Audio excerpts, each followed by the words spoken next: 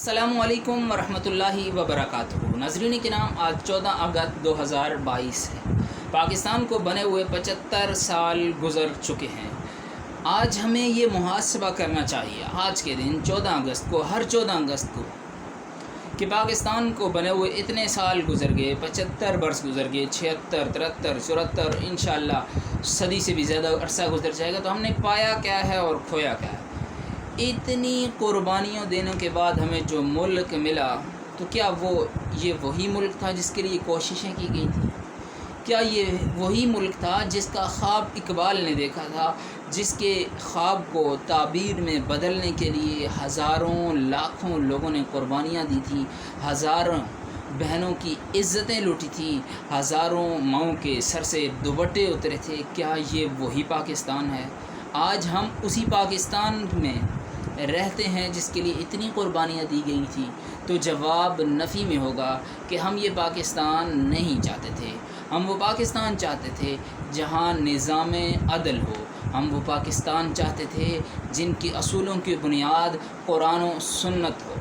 آج جب بات کی جاتی ہے پاکستان میں قانون کی، تو کہتے ہیں 1973 کا آئین، 1973 کے آئین کی اکثر شکیں انڈیا کے قانون میں بھی موجود ہیں۔ 1973 میں چند اسلامی ٹچ دے کر اس قانون کو اسلامی قانون کا درجہ دیا گیا۔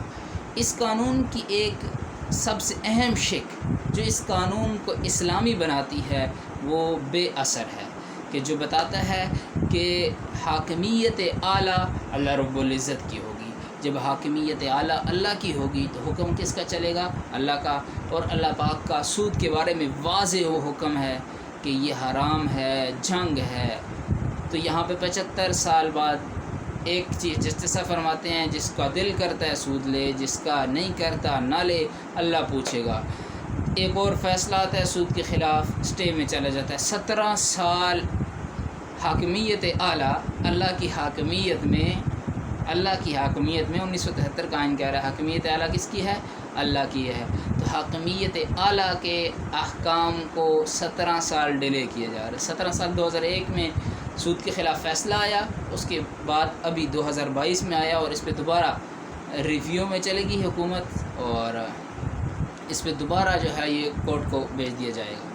2001 میں جو سود کے خلاف فیصلہ آیا، اس کے خلاف 17 سال بعد سپریم کورٹ میں حکومت اس وقت گئی، اور سپریم کورٹ نے دوبارہ وفاقی شرعی عدالت کو اس پہ غور کرنے کے لیے بھیج دیا۔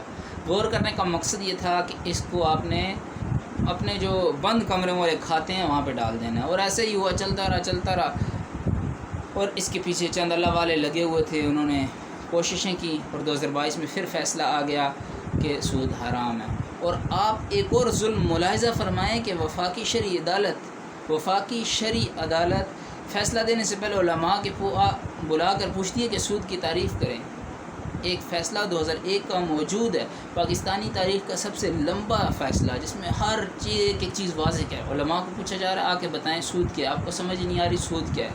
تو حاکمیت اعلیٰ اللہ تعالیٰ کی کیسے آپ مان رہے ہیں؟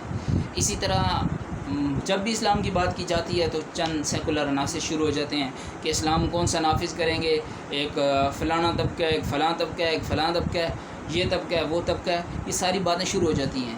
لیکن اس وقت علماء نے 17-18 نکات پہ مشتمل ایک دستور دیا تھا کہ یہ آئین تمام فرقوں کے لیے قابل قبول ہوگا، آپ یہ شریعت نافذ کر دیں، ہر کوئی اپنے شریعت کے مطابق عبادت کرنے کا پابند ہوگا، باقی اس کی مرضی۔ لیکن ایسا بھی نہیں ہوا، اور آئندہ آنا چانس بھی نظر نہیں آ رہے۔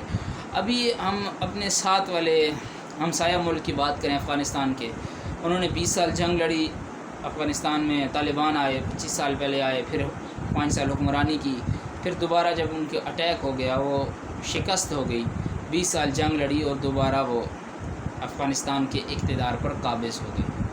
ابھی افغانستان ان کے پاس ہے، دنیا ان کو نہیں مان رہی ہے، لیکن وہ ملک چلانے کے لیے بھرپور کوششیں کر رہے ہیں، اور لگ یوں رہا ہے کہ انشاءاللہ جلد وہ کامیاب ہو جائے گی۔ جہاں اسلام کا نظام آئے گا، جہاں امن آئے گا، تو انشاءاللہ معیشت بھی بہتر ہوگی، اور تمام کام بھی بہتر ہوں گے۔ ابھی میں، آپ اور تمام سب جو اسلام کی بات کرتے ہیں یہ صرف باتیں کرتے ہیں، کوئی کام نہیں کرتے۔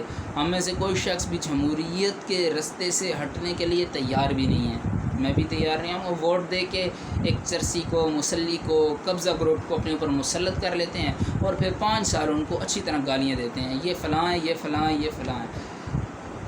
ہمارے علاقے میں ایک قبضہ گروپ ہے جو MNA ہے، اور اس کے مقابلے میں دوسرا بڑا قبضہ گروپ ہے جو اس کا مقابلہ کرتا ہے۔ جو بڑا قبضہ گروپ ہے وہ جیت جاتا ہے اور چھوٹا قبضے والا ہار جاتا ہے، اور جب چھوٹے والا جیتتا ہے تو اپنے آپ کو اس بڑے والے قبضہ گروپ سے بڑا کرنے کی کوشش کرتا رہتا ہے، نتھنگ ایلس، اور کوئی کام بھی نہیں ہے۔ لیکن ہمیں پتہ ہے کہ الیکشن میں PTI یا نون لیگ کسی اور کو ٹکٹ دے گی تو وہ ہار جائیں گے۔ ابھی شاہ محمود قریشی کی بیٹی کو ملتان میں ٹکٹ ملا تو لوگوں نے اعتراض کیا، PTI کے لوگوں نے، تو ان کے اعتراض کے جواب میں اس کے علاوہ یہاں پہ عمران خان بھی الیکشن لڑتا تو آ جاتا۔ مطلب جمہوریت یہ ہے کہ ایک وڈیرا، ایک جگیردار آپ کے اوپر مسلط رہے، قابض رہے تو آپ چل سکتے ہیں، ورنہ نہیں۔ میری یا میرے جیسے ہزارے لوگوں کی باتیں کسی کام کے نہیں ہیں جب تک ایک مرد حر اٹھ کر اس نظام کو درست نہیں کر دیتا، یہ نظام درست نہیں ہوگا۔ 14 اگست یہ چیخ چیخ کے پکارتا ہے، یہ جو باجوں کی آوازیں آ رہی ہوتی ہیں، یہ ہمارے ضمیروں کو جگانے کی کوشش ہوتی ہیں، ہم اس کو شغل میں لے لیتے ہیں کہ بھائی یہ وطن اس لیے نہیں بنا تھا، یہ ان غباروں کے لیے اور اس پرچم ٹانگنے کے لیے نہیں بنا تھا۔ 14 اگست آتی، ہم سارے مساجد میں جاتے اور ان کو ایصال ثواب کرتے، اور ہم باجے بجا رہے ہیں کیونکہ اس کا مقصد ہی پورا ہی نہیں ہوا۔ جس کام کے لیے یہ وطن بنایا گیا تھا وہ پورا ہی نہیں ہوا۔ ایک آدمی نے ایک بڑا سا کیا کہتے ہیں ڈرم خریدا پانی رکھنے کے لیے، لیکن اس کے اندر بہت بڑا چھید تھا، تو وہ اس ڈرم کو لائے گا تو کچرے میں پھینک دے گا، اس کے علاوہ کوئی کام کچرا رکھ دے گا، کوئی پانی نہیں آ سکتا اس میں، کیونکہ مقصد اس کا پورا نہیں ہو رہا۔ تو جب تک کسی بھی چیز کا مقصد پورا نہ ہو تو اسے وہ مقام بھی نہیں ملتا۔ پاکستان بنانے کا مقصد پورا نہیں ہوا، یہ تو واضح بات ہے۔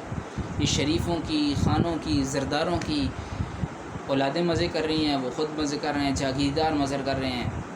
خلافت میں بھی ایک شخص کا ہولڈ ہوتا ہے، لیکن وہ متقی آتا ہے۔ سسٹم ایسا، خلافت سسٹم ایسا دیتی ہے کہ بندہ متقی آتا ہے، اور اگر خلافت ہو یا ملوکیت ہو، اس میں بندہ غلط آ جاتا ہے تو اگلا اچھا بندہ آئے گا نا تو پچھلے 30 سالہ گند، 50 سالہ گند 5 دن میں صاف کر دے گا۔ عمر بن عبدالعزیز رحمۃ اللہ علیہ حکمران بنتے ہیں، مشہور واقعہ۔